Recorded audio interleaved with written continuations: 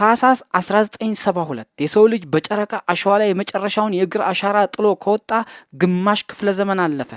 ለአምስት አስርት ዓመታት ጨረቃ ለሰው ልጅ የማይደረስባት የሩቅ ሕልም ሆና ቆይታለች። ነገር ግን ትናንትና ኤፕሪል 1 ቀን 2026 በኬኔዲ ስፔስ ሴንተር የነበረው ጩኸትና ድምፅ ይህንን ታሪክ ቀይሮታል። የአርተሚስ 2 ተልእኮ በአራት ደፋር ጠፈርተኞች ታጅቦ ወደ ሰማይ መጥቋል። ይህ ቪዲዮ ዝም ብሎ ስለ አንድ ሮኬት መጥቀስ አይደለም። ይህ ስለ ሰው ልጅ የማይታመን ጉጉት፣ ስለ ቴክኖሎጂ ጥበብና ዳግም ጨረቃን ስለ መቆጣጠር የምናወራበት የታሪክ መጽሐፍ ነው። ወደ አነቃቂ ሳይንስ ታሪኮች እንኳን በደህና መጣችሁ። ዛሬ የአርተሚስ 2 ጥልቅ ምስጢር አብረን እንፈታለን። ናሳ ይህንን ፕሮግራም አርተሚስ ብሎ የጠራው በምክንያት ነው። በግሪክ አፈታሪክ አርተሚስ የአፖሎ መንትያ እህትና የጨረቃ አምላክ ናት። አፖሎ በ1960ዎቹ ሰውን ጨረቃ ላይ ያደረሰ። አርተሚስ ደግሞ በ21ኛው ክፍለ ዘመን ሰውን በቋሚነት ጨረቃ ላይ ለማኖር መጥታለች። ከሁለት ዓመት በፊት አርተሚስ 1 የተባለችው ሰው አልባ መንኮራኩር ሮኬቱና የኦሪዮን ካፕሱል አስተማማኝ መሆናቸውን አረጋግጣለች። የአርተሚስ 1 ስኬት ነው ዛሬ ሰዎችን አሳፍረን ወደዛ እንድንወነጨፍ ድፍረት የሰጠን። አሁን ግን ጫዋታው ተቀይሯል። በካፕሱሉ ውስጥ የሚተነፍሱ የሚበሉና የሚጨነቁ 4 የሰው ልጆች አሉ። ይህ ተልእኮ ለምን እንዲህ ዘገየ? ለምን 50 ዓመታትን ፈጀብን? ምክንያቱም ዛሬ የምንሄደው ለመጎብኘት ብቻ ሳይሆን ለመኖር የሚያስችል መሰረት ለመጣል ጭምር ነው። አርተሚስ 2 ወደ ላይ የገፋው ሮኬት ኤስኤልኤስ ስፔስ ላውንች ሲስተም ይባላል። ይህ ሮኬት በቁመቱ ከስታቹ ኦፍ ላይበርቲ ይረዝማል። ሲመጥቅ የሚፈጥረው ግፊት ወይም ፕሬሸር ከ30 በላይ ከሆኑት የቦይንግ 747 ጀቶች ሞተር ጋር እኩል ነው። ግን ደግሞ ከሮኬቱ በላይ ዋናው ኮከብ ኦሪዮን የተባለችው የጠፈርተኞቹ ካፕሱል ናት።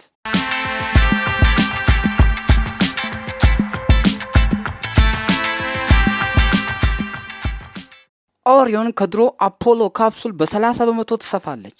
4 ጠፈርተኞችን ለ1 ቀናት ያህል በምቾት መያዝ ትችላለች። በውስጧ ያለው የላይፍ ሰፖርት ሲስተም ከሽንት ውስጥ ንጹህ ውሃ መልሶ የሚያጣራ፣ ኦክሲጅንን በቋሚነት የሚያመነጭና ጠፈርተኞችን ከፀሐይ ጨረር ወይም ራዲዬሽን የሚከላከል ጋሻ አለው። ትላንትና ሲመጥቅ የታየ የቴክኖሎጂ ጥራት በሺዎች የሚቆጠሩ መሐንዲሶች ለ10 ዓመታት የደከሙበት ውጤት ነው።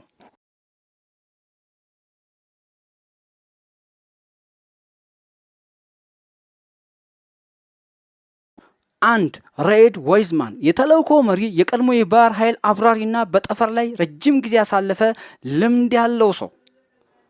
2 ቪክተር ግሎቨር፣ ይህ ስም በታሪክ ይኖራል። ከምድር ምህዋር ወጥቶ ወደ ጨረቃ የሚጓዝ የመጀመሪያው ጥቁር አሜሪካዊ ነው። ቪክቶር ለአዲሱ ትውልድ ትልቅ ተምሳሌት ነው። 3 ክሪስቲና ኮች፣ በጠፈር ላይ ረጅም ጊዜ የቆየች ሴት በመሆን ሪከርድ ያላት ጀግና። አሁን ደግሞ ወደ ጨረቃ የምትጓዝ የመጀመሪያዋ ሴት ሆናለች። 4 ጀርሚ ሃንሰን ከካናዳ የመጣ ጠፈርተኛ ነው። ይህም ተልእኮ የአሜሪካ ብቻ ሳይሆን የዓለም አቀፍ ትብብር ውጤት መሆኑን ያሳያል። እነዚህ 4 ሰዎች ኤፕሪል 1 2026 በመንኮራኩሯ ውስጥ ሆነው ወደማናውቀው ጥልቅ ህዋ እያመሩ ነው።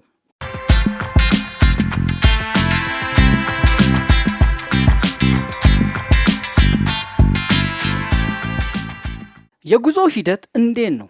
በመጀመሪያው ቀን ኦሪዮን በመሬት ዙሪያ ከፍተኛ ምህዋር ሃይ ኤርዝ ኦርቢት ላይ ትቆያለች። እዚያ ጋር ጠፈርተኞቹ የመንኮራኩሯን አሰራር ይፈትሻሉ። ከዚያም ትራንስሉናር ኢንጀክሽን የተባለው ትልቅ ፍንዳታ ይከወናል። ይህም ኦሪዮንን በሰዓት 36000 ኪሎ ሜትር ፍጥነት ወደ ጨረቃ ያስወነጭፋታል። በአምስተኛው ቀን ጨረቃን ይዞራሉ። በጨረቃ ጀርባ በኩል ሲያልፉ ከምድር ጋር ያላቸውን ግንኙነት ለጥቂት ደቂቃዎች ያክል ያቋርጣሉ። በዚያ ሰዓት ከጨረቃ ገጽ 10000 ኪሎ ሜትር ርቀት ላይ ሆነው የሰው ልጅ አይቶት የማያውቀውን የጨረቃን ገጽታ በአይናቸው ይመለከታሉ። ከዚያም የጨረቃን ስበት ተጠቅመው ፍሪ ሪተርን ትራጀክተሪ ወደ ምድር መመለስ ይጀምራሉ። በመጨረሻም በፓሲፊክ ውቅያኖስ ላይ በፓራሹት አማካኝነት ያርፋሉ። አርተሚስ 2 መነሻ እንጂ መድረሻ አይደለም። ይህ ተልእኮ ካለቀ በኋላ በሚቀጥለው ዓመት አርተሚስ 3 የሰውን ልጅ ጨረቃ ላይ ያሳርፋል። ከዚያም በጨረቃ ምህዋር ላይ ጌትዌይ የተባለ የጠፈር ጣቢያ ይገነባል። ለምን? ምክንያቱም ጨረቃ ወደ ማርስ ለምናደርገው ጉዞ እንደ ነዳጅ ማደያና የመለማመጃ ጣቢያ ታገለግላለች።